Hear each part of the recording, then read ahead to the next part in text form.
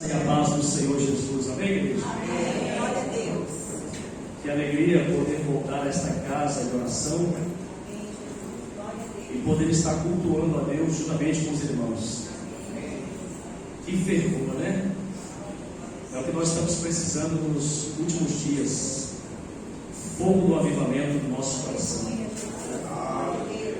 E essa chama possa reacender naqueles corações que já somente faíscas, mas é o suficiente, né? E até mesmo aqueles que estão mortos espirituais, o Senhor pode ressuscitar. Eu creio no Deus da ressurreição. Amém, irmãos? Eu quero agradecer a Deus pelo privilégio de poder pregar a sua palavra. Para mim é uma honra muito grande, uma alegria. Um homem que estava fadado ao fracasso, ao inferno, a derrota total, a destruição da alma. O Senhor me resgatou, me tornou cidadão do céu. Olha só que glória!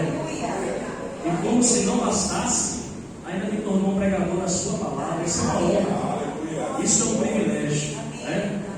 Então você que desempenha o ofício na casa de Deus, irmão, se sinta honrado por isso. É um privilégio, uma glória muito grande para nós, né? Seres humanos tão pequenos, não é verdade? Agradeço também a pessoa do pastor Saulo, obrigado pastora Sandra, pelo carinho dos obreiros, que sempre nos recebem com muita alegria no coração. Tá? Pastor Saulo, eu saí na escala para a semana que vem, né, pastor? Aí eu mandei uma mensagem para ele, pastor, eu tenho um compromisso para outra semana, queria ver com o senhor se tem como a gente. E ele prontamente, de todo o coração, cedeu aí a oportunidade para mim estar com vocês neste domingo. Eu quero trazer um abraço do pastor Oswaldo ao coração desta igreja. E se sintam abraçados pela igreja mãe, amém? Vocês são e serão sempre uma bênção. Eu quero trazer uma palavra para o seu e para o meu coração nessa noite.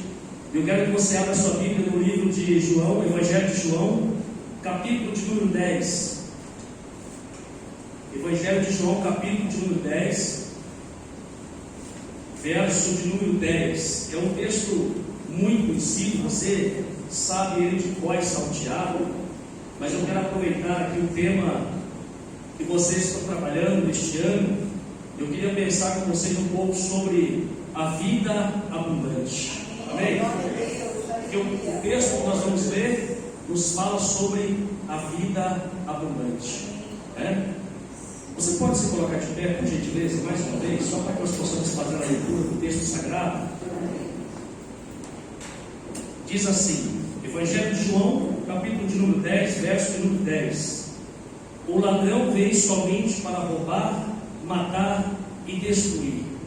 Eu vim para que tenham vida e a tenham em abundância. Pai, fala conosco mais uma vez. Nós precisamos ouvir a tua voz. Meu Deus, o que vale o homem andar neste mundo errante sem a tua direção, sem a tua orientação, sem a tua bênção, meu Pai? Por mais poderoso que ele seja na terra, Senhor, ele será um grande fracassado na eternidade, Senhor. E nós não queremos ser assim, Pai. Nós queremos estar debaixo da tua orientação, debaixo da tua bênção, Senhor. Fala conosco, Pai. Nós temos sede e fome de ti, Senhor. Principalmente nesses últimos dias, meu Deus, que o mundo jaz no maligno, a nossa alma está sedenta pela tua presença, Senhor. A nossa alma está sedenta pela tua palavra, Senhor.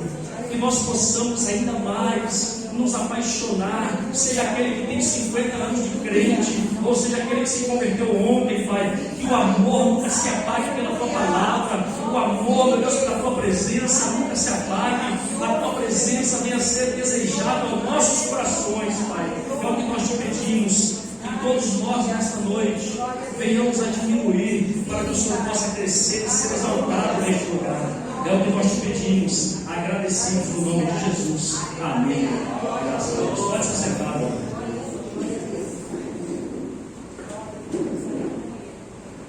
Uma vida abundante.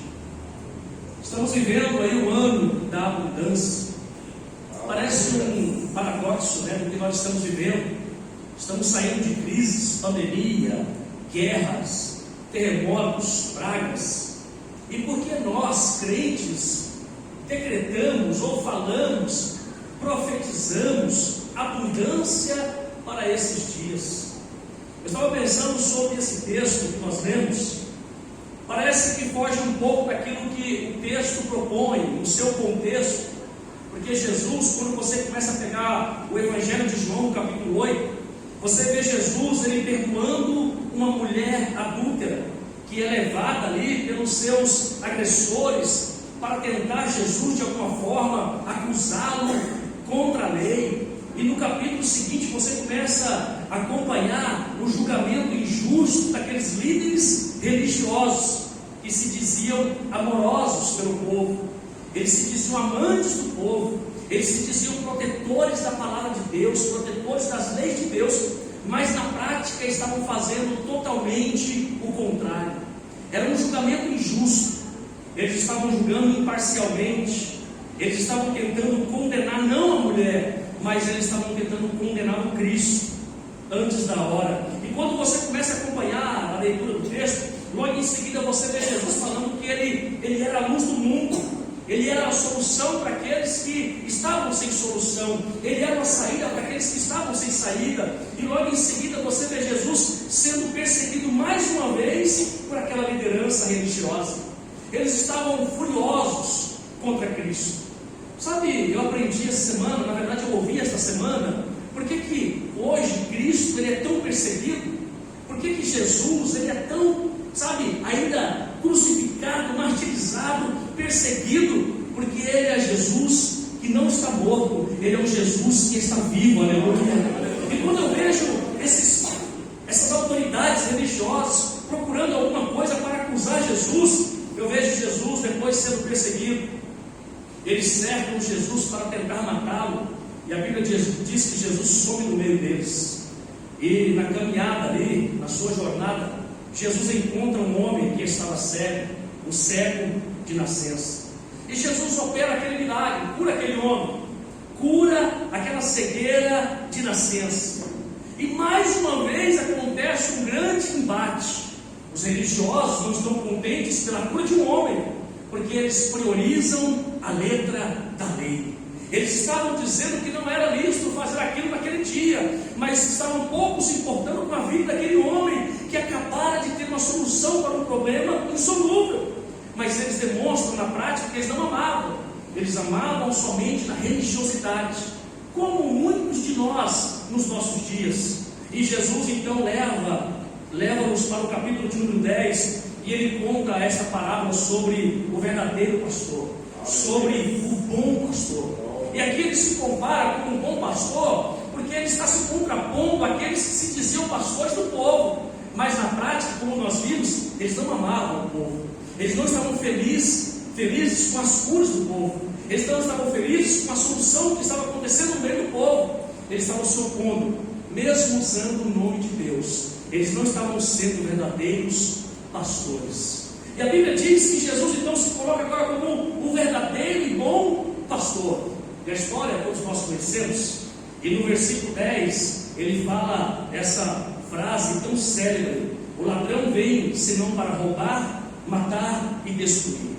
E como muitas vezes nós entendemos de uma forma errada o texto, o ladrão ao qual Jesus se refere aqui, muitos de nós falamos sempre que é o diabo, mas Jesus não se refere ao diabo aqui, ele está se referindo aos enganadores que estavam usando muitas vezes a palavra de Deus para ganhar dinheiro. O contexto do texto que nós lemos se refere a isso. Ele não fala sobre o diabo, por mais que o diabo também seja esse o ofício dele: matar, roubar e destruir. Mas Jesus agora ele se coloca como um bom pastor que veio não para fazer isso, mas para fazer o contrário do que estava sendo feito até aquele momento, trazendo destruição, trazendo morte e trazendo, infortúnio para a vida das pessoas. Jesus coloca-se agora como um bom pastor que veio trazer vida e vida com abundância. E quando eu penso sobre isso, irmão, eu penso no nosso coletivo, ou no meu pessoal particular, porque eu sou um seguidor de Cristo, você é um seguidor de Cristo. Em algum dia da sua vida, você levantou a sua mão aceitando Jesus como Salvador, você batizou nas águas, você provavelmente deve ter uma carteirinha de membro de alguma igreja, ou um certificado que você se batizou, você é considerado um cristão. E a pergunta que eu começo a minha mensagem aqui fazendo para você é: por que não estamos vivendo esta vida de abundância? Se Jesus nos declara pela sua palavra que Ele veio dar vida e vida com abundância. Eu quero que você pense comigo sobre essa primeira pergunta: por que eu não estou vivendo esta vida abundante? Por que nós cristãos não estamos vivendo esta vida de abundância? Você olha para esta geração de crentes, são crentes frustrados, são crentes desanimados, crentes desapontados.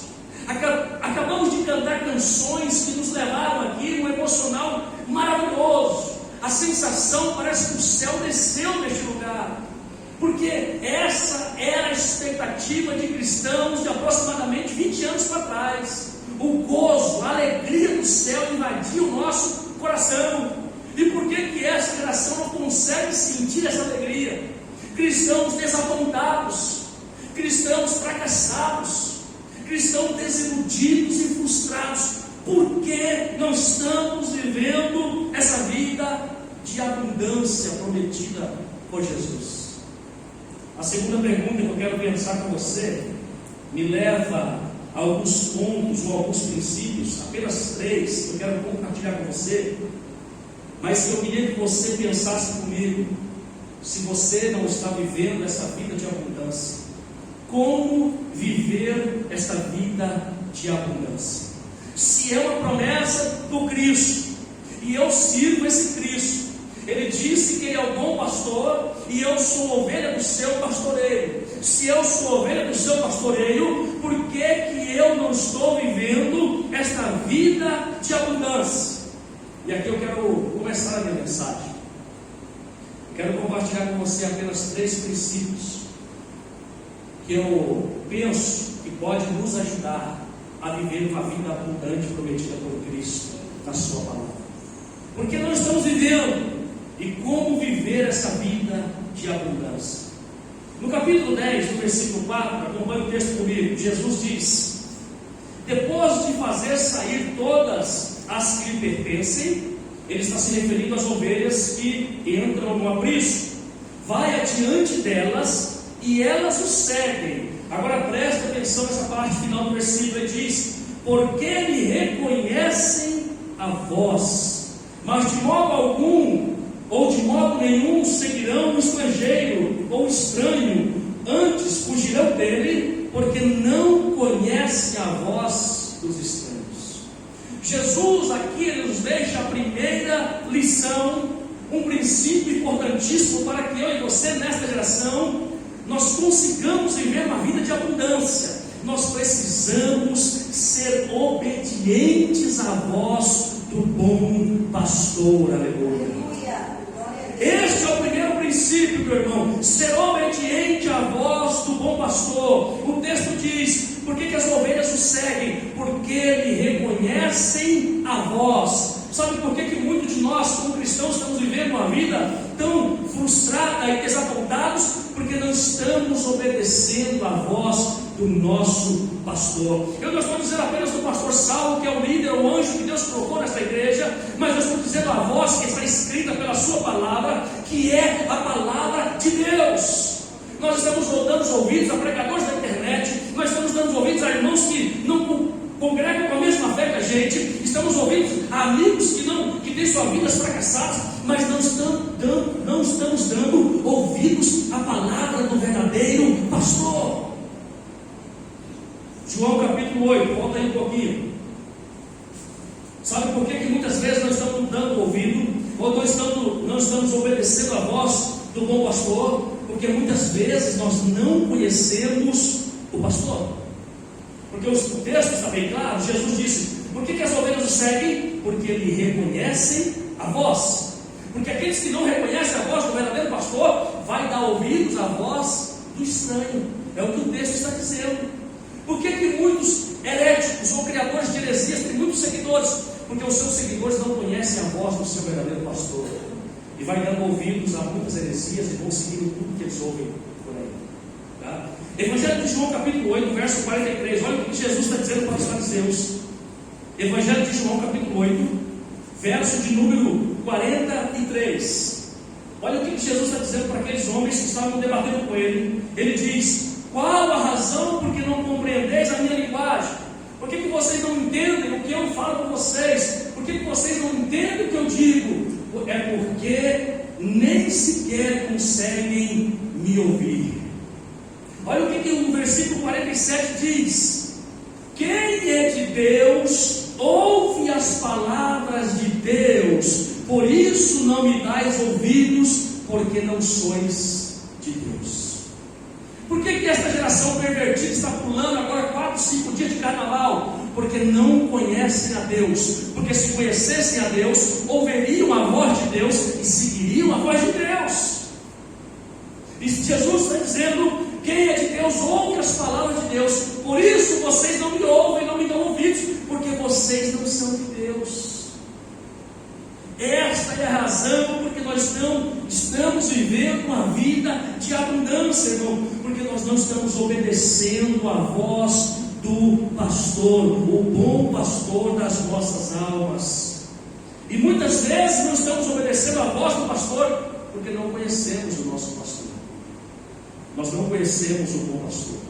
Mateus capítulo de número 22, verso 29, Jesus disse para aquela turma religiosa que nos estavam perseguindo, ele disse: errais, não conhecendo as Escrituras e nem o poder de Deus. Nós não conhecemos o pastor. Por quê? Porque não conhecemos a sua palavra. O bom pastor, irmão, ele pode se revelar para você, como se revelou para Saulo de Tarso, lá no caminho de Damasco. Mas normalmente ele vai se revelar a você através das Escrituras. Aleluia.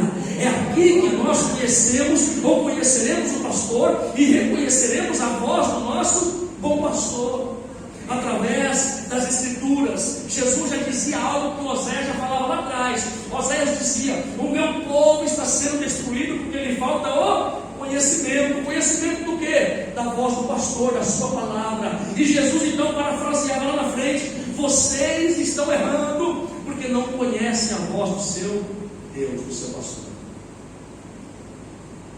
Eu costumo dizer que nós somos uma geração que nós não lemos a Bíblia. Eu vou fazer uma pergunta, mas você não precisa levantar sua mão nem responder. Responda para si mesmo. Você leu a Bíblia hoje? Você leu a Bíblia essa semana? Você leu a Bíblia durante esses 15 dias, já hoje, esse mês? Ou você leu a Bíblia esse mês? Já leu a Bíblia pelo menos uma vez esse mês? Ou você só ouviu a frase que estava no para-choque do carro lá: o Senhor é meu pastor e nada me faltará? Porque como é que nós vamos ter experiência com Deus para viver uma vida de abundância se não conhecemos a voz do nosso bom pastor e não conhecemos o nosso pastor? Porque o texto está claro: nós seguiremos ele porque nós reconheceremos a voz dele. E para ter uma vida de abundância, porque o pastor, ele vai dar uma vida de abundância para a ovelha, mas para as ovelhas que o seguem. Para as ovelhas que o seguem. Então eu costumo dizer que nós somos uma geração que nós não lemos a Bíblia, ou se lemos, não acreditamos no que lemos, porque as recomendações estão aqui. Nós não lemos, ou se lemos, não acreditamos no que lemos. E aqui eu começo a partir para o meu segundo tópico, ou o meu segundo princípio que eu entendo que para vivermos uma vida de abundância, quando ouvimos a voz do nosso pastor, nós passamos a segui-lo. Em segundo lugar, eu queria compartilhar com você Mateus capítulo de número 6, verso de número 19. Aqui eu encontro o segundo princípio, porque esta geração de crentes ou cristãos não estamos vivendo uma vida de abundância prometida por Jesus em sua palavra. Olha o que Jesus diz em Mateus capítulo 6, verso de número 19. Eu gostei dessa versão aqui, irmã. Essa versão é bem clara, né? Olha aqui, leia comigo aqui, nós vamos ler até o verso 21. Olha o que Jesus está dizendo: não ajuntem tesouros aqui na terra, onde as traças e a ferrugem os destroem, e onde ladrões arrombam casas e os furtam. Presta atenção, nós somos uma geração que não lemos esse texto, ou muitas vezes quando lemos, não acreditamos, porque nós não praticamos, porque o texto está bem claro. Não precisa de exegese, não precisa de estudo sistemático para entender isso. Qualquer adolescente, criança vai entender isso. Não ajuntem, não acumulem tesouros da terra. Versículo seguinte, olha lá. Ajuntem seus tesouros no céu, aleluia. Ajuntem seus tesouros no céu, onde traças e ferrugem não destroem, e onde ladrões não arrombam nem furtam. Versículo 21, aí fecha dizendo, onde seu tesouro estiver, ali também estará o seu coração. O segundo princípio que eu quero que você aprenda nesta noite: não coloque o seu coração nesta terra, não coloque o seu coração neste pó, não coloque o seu coração nas coisas.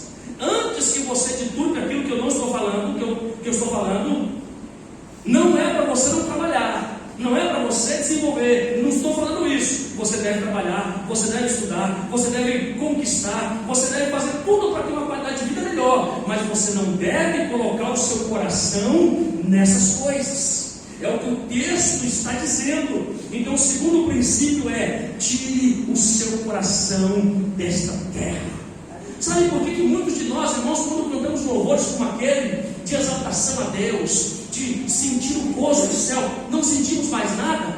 Porque estamos cheios de pó, não estamos cheios de unção, não pensamos mais na graça, no céu, não desejamos mais a glória, não desejamos mais o céu, pensamos somente na terra, nos bens, em conquistar, e amanhã eu vou ter que fazer isso. Nós estamos aqui, mas nosso coração já está no amanhã, nas ocupações, nas preocupações, e o texto está dizendo: não coloque o coração de vocês aqui, nesta terra, porque onde estiver o vosso tesouro estará o vosso coração.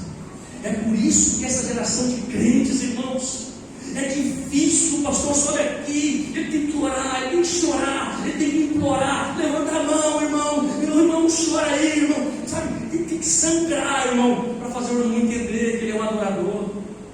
Enquanto que o verdadeiro adorador, ele não precisa nem de alguém subir aqui para falar nada. Ele já está adorando, ele já está chorando, ele já está exaltando, porque ele sabe que é o ofício dele, irmão.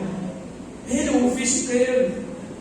Já viu uma mangueira forçada da manga? Não, porque ela é natural dela.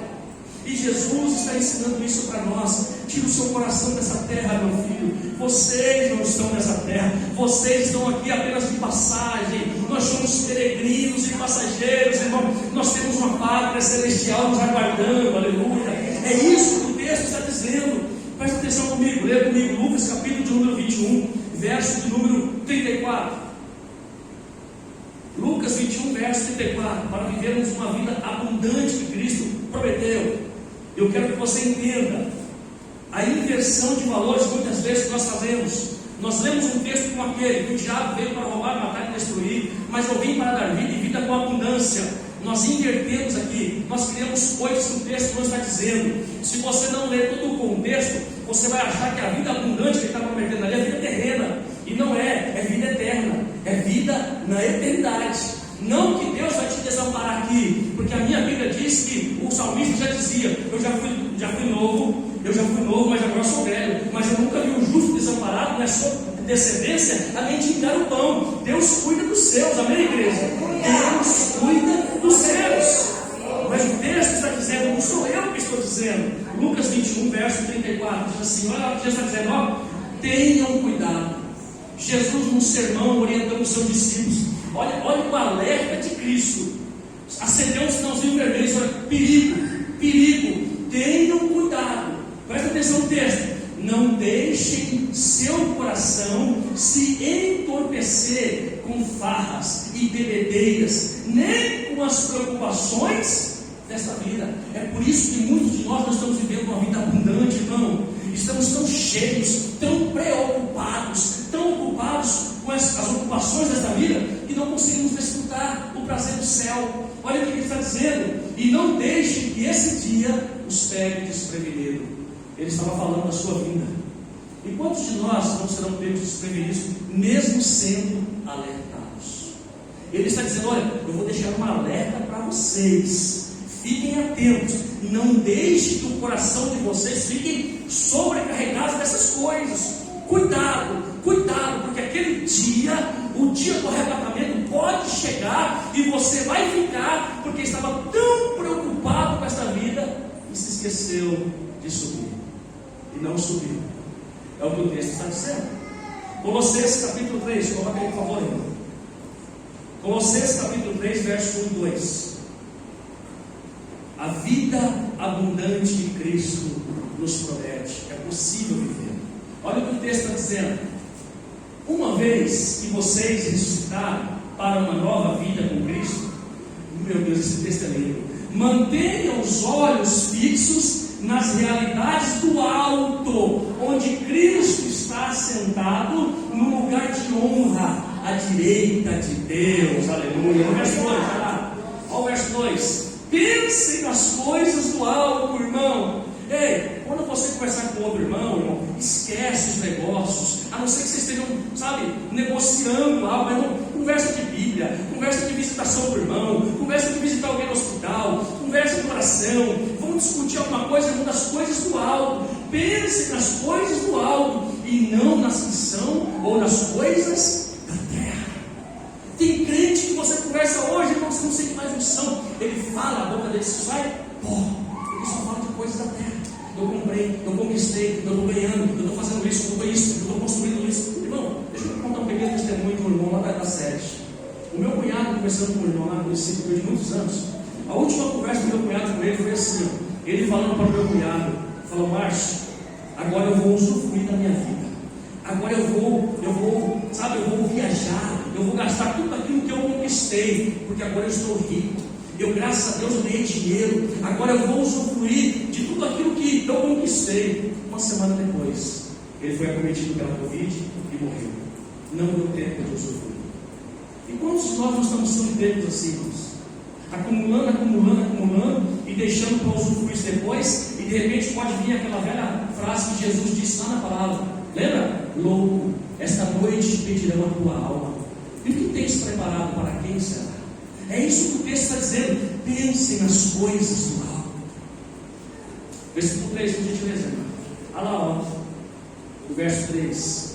Pois vocês morreram para esta vida, e agora sua verdadeira vida está escondida com Cristo em Deus. Para fechar o 4, olha o texto dizendo: quando Cristo, que é a sua vida, for revelado ao mundo inteiro, vocês participarão de sua glória. Aleluia. É por isso que nós, irmãos, estamos vivendo uma vida tão fracassada e frustrada. Estamos esperando demais dessa fonte que é o mundo, que não tem mais nada para oferecer. Sabia disso? Não tem mais nada para oferecer. Não, irmão Caio, tem os prazeres. Irmão, esses prazeres serão julgados e condenados. Porque a Bíblia diz que o mundo será julgado e condenado.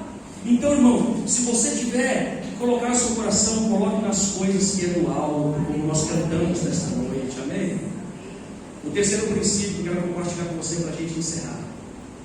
Depois de ler o texto, eu estava vendo que o sumo pastor, Jesus se colocando aqui para alimentar aquelas pobres ovelhas, porque as ovelhas dependiam de tudo do pastor: de poda, de água, de comida, de alimento, de cuidado, de proteção.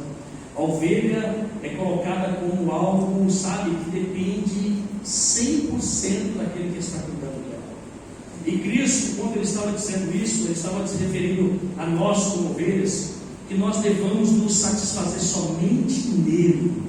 Se você quiser viver uma vida abundante em Deus, tira o seu coração deste mundo, que é uma fonte seca de água suja, e coloque o seu coração numa fonte de rio cristalino, aleluia, fonte de águas eternas. É isso que nós vamos aprender. Olha o que diz o livro de Salmo, de número capítulo 9, verso de número 2. Salmo 9, verso 2.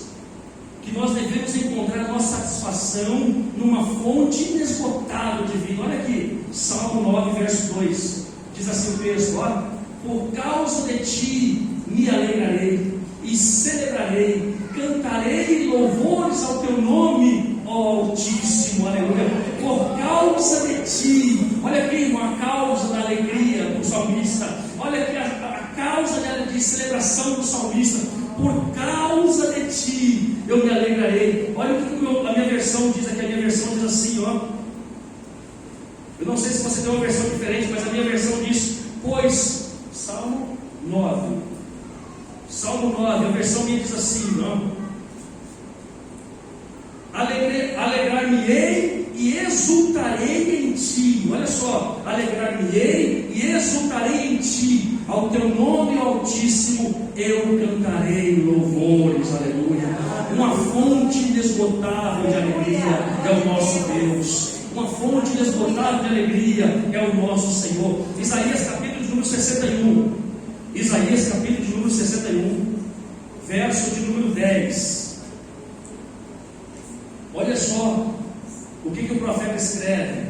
Isaías 61, 10. É imensa a minha alegria em quem? No Senhor. Ele tem que ser a nossa fonte de satisfação, irmão. Não é os bens, não é o dinheiro, não é a riqueza, não é os canudos de faculdade, não. A fonte de satisfação do crente, do cristão, é no Senhor. É imensa a minha alegria no Senhor, meu Deus, pois Ele me vestiu com roupas de salvação. Quem foi vestido com roupa de salvação aí, irmão? Então, bravo de alegria. Ele me vestiu com roupa de salvação e pôs sobre mim um manto de justiça. Sou como um noivo com as suas vestes de casamento, como a noiva com suas joias. Aleluia. Ele é a nossa fonte de satisfação. Enquanto o nosso coração estiver neste mundo, irmão, nós seremos eternamente frustrados. Mas quando nós mudarmos o foco e olharmos para essa fonte inesgotável, independente de como esteja a nossa circunstância, se bem ou se mal, se tendo ou se não tendo, não vai mudar. Sabe por quê? Ela é uma fonte inesgotável de prazer. Olha só o que diz para a gente encerrar. O livro de Abacuque, capítulo de número 3. Você também já conhece o texto. Abacuque, capítulo de número 3, verso 17 e 18. Para você entender o contexto de Abacuque. Abacuque questiona a Deus, lá no capítulo 1. Ele questiona a Deus porque tantos milagres que o povo de Israel havia passado, Deus operado no meio do povo. Um Deus poderoso que se fazia presente sempre, sabe, no meio do povo. E por que o povo estava vivendo agora nesse período uma grande perseguição, mazela, destruição? Abacuque olhava para todos os lados, irmão. Ele não via saída, ele não via solução, porque o povo dele já não tinha mais exército. O povo de Israel já estava totalmente nas mãos dos inimigos. Mas no versículo capítulo 2 em diante ali, você vai ver onde Abacuque vira uma chave, quando ele diz assim, ó, que Deus falou com ele: o meu justo viverá da fé, aleluia. A partir dali, a visão, a cosmovisão de Abacuque mudou. Ele parou de olhar para as circunstâncias e começou a olhar para o poder infinito de Deus. Então ele colocou no seu coração: hoje eu estou vivendo com o povo de Israel esse período, mas amanhã o Senhor pode virar esse cativeiro. E aí no versículo de número 17 e 18, ele encerra aquilo que parece um canto, parece uma poesia. Ele diz: ainda que a figueira não floresça, nem haja fruto na vide, o produto da oliveira minta, e os campos não produzam mantimento, as ovelhas sejam arrebatadas do aprisco, e nos currais não haja gado. Aí no versículo 18 ele encerra: todavia, entretanto, porém, aconteça o que acontecer, eu me alegro no Senhor, aleluia. Exulto no Deus da minha salvação, aleluia. É isso, irmão, que Deus quer que nós estejamos neste ano de 2023, para uma vida abundante, exultando nele, se alegrando nele, crendo nele, esperando nele, confiando nele, acreditando nele, depositando as nossas esperanças nele, porque ele é a nossa fonte de satisfação inesgotável, aleluia. Aleluia. Feche seus olhos. Eu vou fazer uma oração para você e passo para a construção. Pai, no nome do Senhor Jesus, nesta noite nós te agradecemos. Nós louvamos o teu nome, nós glorificamos o teu nome, exaltamos o teu nome neste lugar, sentimos a alegria do céu nos nossos corações, e pela tua palavra agora, Senhor, nós recebemos um direcionamento. Eu não sei, meu Deus, como está a vida deste meu irmão, como está a vida desta minha irmã, quem sabe olhando para baixo, quem sabe olhando para o sistema, quem sabe olhando para os governos, quem sabe